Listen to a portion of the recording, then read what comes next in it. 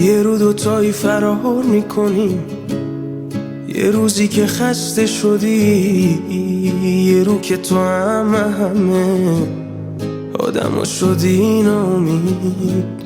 سحر بیدارت میکنم، میپریم با باد خزرون، میسازیم یه کلبه‌ام لای جنگل های بلوط. یه روزی فرار میکنیم، یه روزی که جون داره پات، یه روزی که دیدی نشد، نرسید به هیچ جا صدا.